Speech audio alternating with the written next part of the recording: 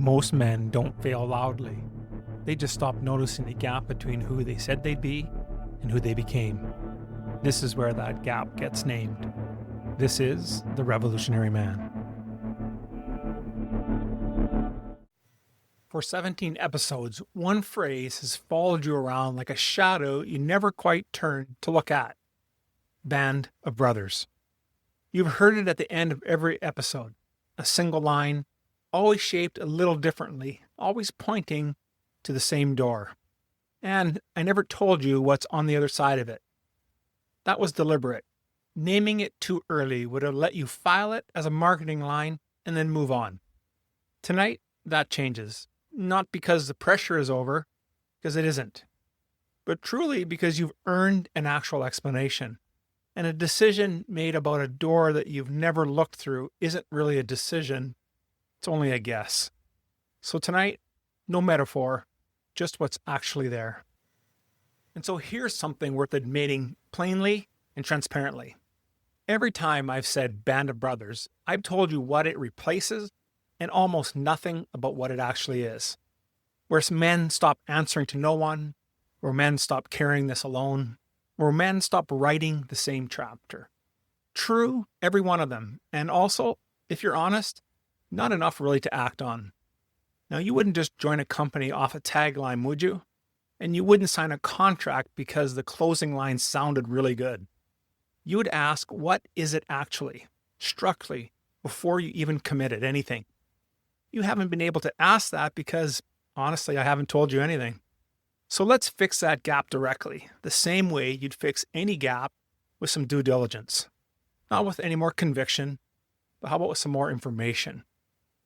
Band of Brothers is a structured group of men operating on a defined cadence, built specifically around the thing this entire season has been circling, the standard, and someone with real standing to hold you to it. It's not a forum, it's not a podcast comment section dressed up as a community. A room, recurring, consistent, made up of men who show up whether or not showing up is convenient that week, because the whole design depends on it not being optional. That's the part most men skip past when they imagine what this thing really is. They picture inspiration, a speaker, a stage, a temporary charge that fades by Wednesday. That's not this. This is actual structure. The same instrument you already trust everywhere else in your life, finally pointed at the place that you've kept it out of. Now, I'm not going to walk you through every week of a multi-phase program in the next few minutes and expect that to be the moment that you make your decision. That's not how a serious decision gets made, and you know that better than most men listening to this. What I can tell you now is the actual shape of it. What I still can't tell you honestly is the cost. It's set individually and it changes, and I'm not going to read you a number that might be wrong by the time you hear this. That part gets covered on the call by someone who can give you the real figure instead of a script guessing at one. Now, before we get into the first step, I want to deal with an objection some of you are already building quietly and without quite admitting that it's an actual objection. Some version of you, I don't need a group for this. I can figure it out. I figured everything else that ever mattered by sitting with it myself and reading the right things and thinking it through until it resolves. That instinct isn't foolish because it's the same instinct that's made you good at almost everything you've ever taken seriously. Self-reliance is a real capacity, and I'm not here to talk you out of respecting it. But I do want you to notice something about where that instinct has actually worked. Every domain where solving it alone succeeded for you was a domain where the problem was, in some sense, external to you. It's in a market, a system, a technical question with the right answer sitting somewhere waiting to be found. You could outthink those because the thing that you were solving didn't have a stake into staying hidden from you. This isn't that kind of problem. This is a gap. This gap has spent years arranging itself to be invisible to the exact mind that would otherwise catch it. You already learned why. That was in an earlier episode that we walked through. The absence wasn't an accident. It was built, and it was built deliberately by the same hands that have built everything else in your life that you'd never leave unmanaged.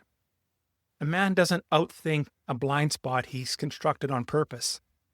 That's not a failure of intelligence. That's a well-built blind spot, and it's designed to survive. Exactly this kind of scrutiny that you're best at, which is the actual reason this requires other men in a room and not another book or another podcast, another private resolution made alone at 11 at night that feels real in the moment and doesn't survive contact with a normal Tuesday. A book can't ask you a follow-up question. A book can't notice a pattern in what you've been avoiding across 6 weeks. A man sitting across from you who's agreed to the same standard and has a standing to enforce it can. And so here's where most men stall, and I'd rather call it out directly than watch you do this quietly. The distance between hearing about something and walking into a room full of men who don't know you yet feels enormous. It feels like the biggest step in the sequence. And because it feels that way, a lot of capable men treat not ready yet as a reasonable position and stay there indefinitely. So let me remove that as an excuse the honest way. Not by pretending the room isn't real, but by giving you a smaller step first that doesn't require you to be ready for the room at all. It's called the integrity mirror. It's 15 minutes, a self-assessment, not an interview, it's not an application, and nobody grading you while you take it. It maps out how exactly you're operating right now against 5 archetypes drawn from a story that's been describing men like you for a very, very long time. Thomas, Arthur, Gawain, Percival, and Odysseus. Each one is in a different pattern of how a capable man carries his strength and where that strength quietly turns into a blind spot. You're going to recognize yourself in one of them faster than you'd expect. That's not a trick. It's because the tool was built to name exactly the kind of gap this season has spent 18 or 19 episodes walking you towards. This isn't the room. It's not even the door. It's you alone for 15 minutes, finally getting a clean answer to a question you've been circling since our first episode. Which pattern is actually running you? Now, let's talk about what the room itself looks like, because you deserve more than a metaphor here too. Every episode this season is pointed at the same structural absence, a life without the kind of check you'd never remove from anything else you actually created or cared about or protected. Band of Brothers exists specifically to close that exact gap, not generally, but specifically, and it runs in 2 phases, not 1. Our first phase is called Foundations. It's 6 weeks, and I lead it personally. This is where a man will step out of isolation and drops the version of himself he's been managing for everyone else and starts actually living with integrity instead of performing it for an audience. Call it the proving ground, not a test you pass or fail. The place where enough of the mask comes off that the real work can become possible. After Foundations, you move into what we call walking the line. Here, you're placed into a fire team, 10 to 12 men. It's not a crowd and not an audience. It's a team small enough that your absence gets noticed the same week that it happens. Your fire team builds a mission together, and you choose 1-5 tracks depending on where your actual work is.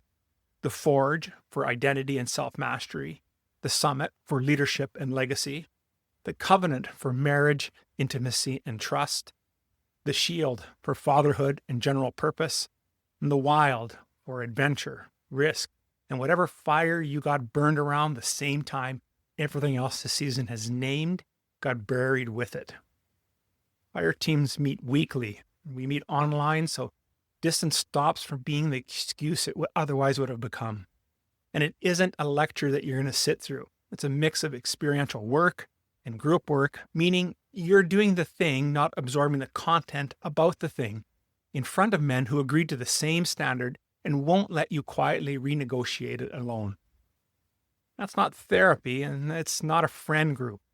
Both of those matter, and neither of one does this specific job. This is close to what you already understand from the parts of your life you take seriously. It's a divine program, a team, a standard, a structure that doesn't run you on willpower alone, because it was never really designed to do that. What I can tell you now, plainly, is that none of this is. It isn't a one-time event you attend and feel something at it. It isn't content you consume passively while the actual pattern in your life stays exactly where it was. And it isn't anonymous. The entire mechanism depends on being known well enough by men who are also known well enough that no one in the firing team can quietly manage the version of themselves everyone sees. You already understand why that matters. You spent an entire earlier episode learning that a man who's never asked to show his real record will eventually stop keeping one honestly, even to himself. I know it's happening right now, because it happens to every capable man at exactly this point.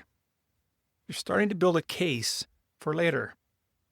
It's going to be some version of, this makes sense, and I'm going to look into it once things settle down. Once the quarter closes, once there's more room. You've heard yourself say some version of that sentence about the actual gap in your life. Well, back in episode 13, it wasn't true there either, was it? Later isn't a delay, it's actually a decision. Wearing a delay's clothing, and you already know that because I didn't invent that idea tonight. You have sat with it for several episodes and recognizing it as accurate the moment that you heard it. Here's the harder version of the same question aimed at this specific door instead of a general one. If a man on your team told you he'd decided the fix was right, agreed with the diagnosis completely, and was going to implement it as soon as things settled down, what would you actually conclude about how much he believed in the diagnosis? You'd conclude he didn't believe it was enough to move. Not that he lacked the time, but that he lacked the conviction and used timing as the socially acceptable cover for it. So you don't let this become another thing you agree with intellectually and file it under later. The 15 minutes for the mirror exists this week. The call exists this week. Nothing about your calendar changes that. What changes is whether you choose the clarity this season built, or let it fade the way clarity fades when nothing actually follows it. 17 episodes ago, you were a man who saw the gap and called it circumstance. Then you saw you'd authored it. Then you saw why. Then you saw the structure you built to protect the choosing. Then you saw what it already cost and what it's still costing, and what's already gone for good. None of that understanding was ever going to close the gap by itself. You know that now, because episode 17 told you plainly, because if understanding alone were enough, you'd already be different, and yet you're not. Tonight was the door, not a metaphor for it, the actual door, described honestly with the first step small enough that not ready stops being the real answer. And here's the thing we're sitting with before we close. Nothing about today was designed to convince you of something you didn't already believe. You already believe a man needs standards enforced by something outside of his own intentions. You've built your entire professional life on that belief and trusted it with things that mattered enormously. Tonight didn't ask you to adopt a new conviction. It asked you to stop making an exception of yourself in the one place you'd never allow it from anyone who worked for you. The next episode is going to be our last one. Not because there's nothing left to say, but because at some point saying more becomes its own form of later. So just two things you can do this week, and both of them take less than it took to listen to this episode. Take the integrity mirror. It's 15 minutes. There's no cost. There's no commitment beyond the 15 minutes themselves. Find out which pattern has actually been running you. And if you're ready to see the room itself, then book an orientation call. Someone's going to walk you through exactly what Band of Brothers is, how it runs, and whether it's the right fit, honestly. Not as a sales pitch. So go to therevolutionaryman.com/Band of Brothers. You've spent 17 episodes seeing it clearly. This is where seeing it turns into something. Thank you for listening to the Revolutionary Man podcast. The cost of staying asleep doesn't wait for you to be ready. Take the Integrity Mirror. It's a 15-minute assessment that shows you exactly which man you've become and what it's costing you. Go to therevolutionaryman.com/themirror.